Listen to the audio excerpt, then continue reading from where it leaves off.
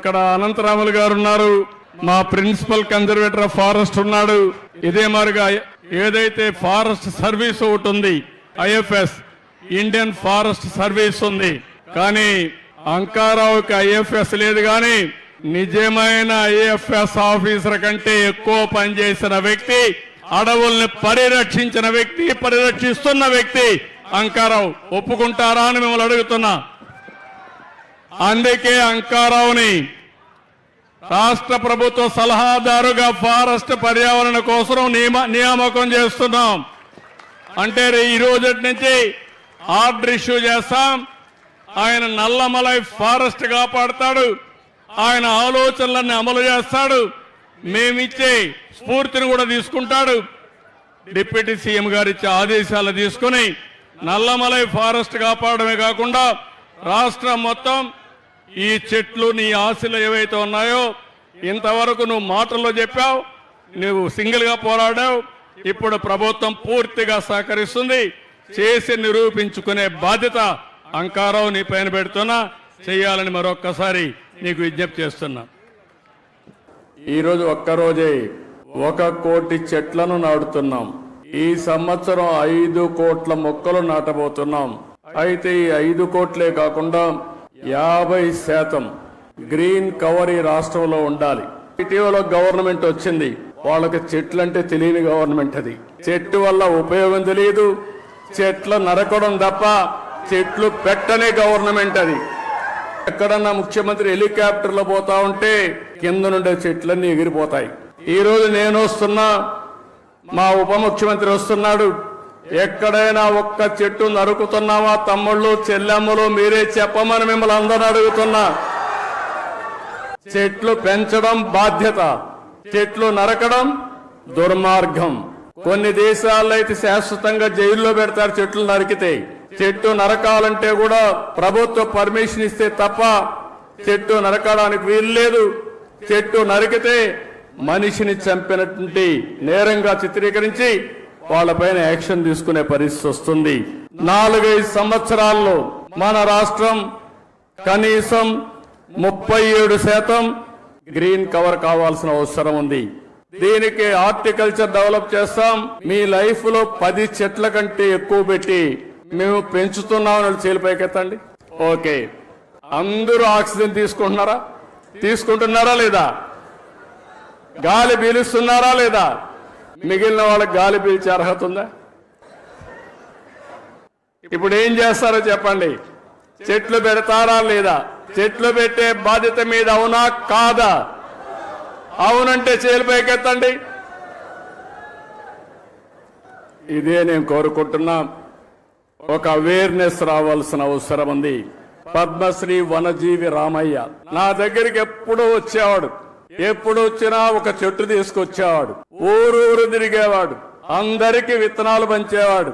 సంవత్సరం వచ్చి నాకు రిపోర్ట్ చేసేవాడు. నేను ఈ కార్యక్రమాలు చేస్తా ఉంటే ఆయన ఎప్పటికప్పుడు ప్రోత్సాహపడి ఉత్సాహవంతుడై రోజుకు ఒక మొక్క నాటేవాడు. ఆయన నాటడమే కాదు, అందరి దగ్గర నాటిచ్చేవాడు. ఆ చెట్లను పెంచే కార్యక్రమాన్ని కూడా ఆయన నిర్వహించాడు. అందుకే కేంద్ర ప్రభుత్వం పద్మశ్రీ అవార్డు ఇచ్చింది. దీన్ని మనస్ఫూర్తిగా నేను అభినందిస్తున్నాను. ఆయన ఒక్కసారి స్మరించుకోవాల్సిన బాధ్యత మనందరి పైన ఉందని చెప్పి కూడా నేను మీకు తెలియజేస్తున్నా. అందరినీ ఆరోగ్యం కాపాడాలంటే ఫారెస్ట్ మినిస్టర్ గా ఉప ముఖ్యమంత్రి గారు చాలా కీలకం అని చెప్పి కూడా నేను మీకు తెలియజేస్తున్నా.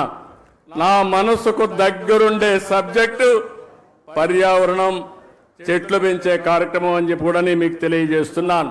వేస్ట్ నుంచి సంపద సృష్టించే మార్గానికి అవసరమైన ఇన్సెంటివ్స్ ఇచ్చే బాధ్యత ఈ ప్రభుత్వాన్ని అని చెప్పి మరొక్కసారి మీ అందరికీ తెలియజేస్తున్నా.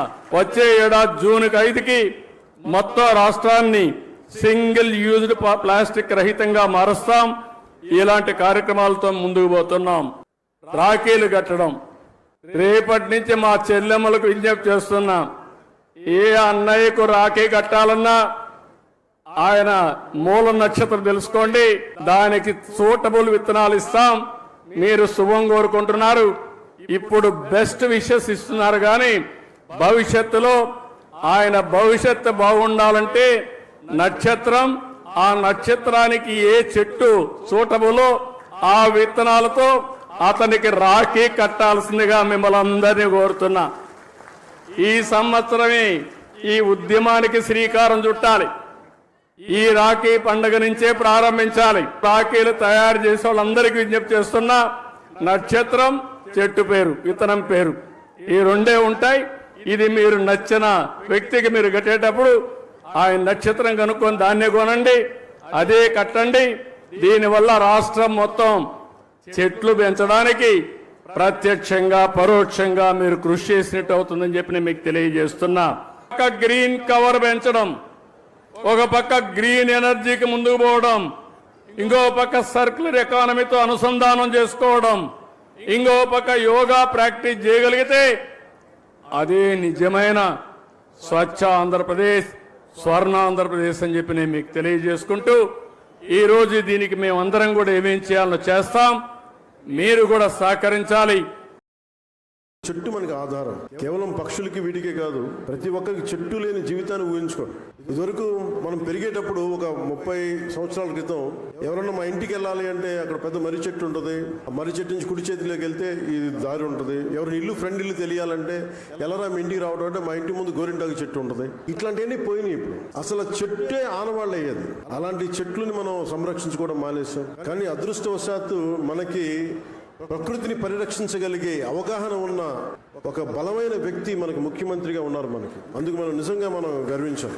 ఈరోజు మా అందరికీ కూడా ఆయన ఇచ్చిన టార్గెట్స్ ప్రతి చోట 33% ఉండాలి ఫారెస్ట్ కవర్ అంటే, మా అందరికి ఇచ్చిన టార్గెట్ ఒక 50% ఆంధ్రప్రదేశ్లో ఉండాలి. ఆంధ్రప్రదేశ్ తలమానికంగా ఉండాలి. ఈ పర్యావరణానికి సంబంధించి కానీ, అటవీ సంరక్షణకు కానీ, నగర వనాలకు కానీ, చెట్లు విరివిగా పెంచడానికి కానీ వాటిని స్ఫూర్తిగా తీసుకొని వారిచ్చే సూచనలు సలహాలు తీసుకొని వచ్చే సంవత్సరం ఆయన మీద మనం పెట్టిన బాధ్యతని బలంగా నిర్వర్తించి ఆయన మెప్పు పొందేలాగా మనందరం ముందుకెళ్లాలని మనస్ఫూర్తిగా కోరుకుంటూ సెలవు తీసుకున్నాను.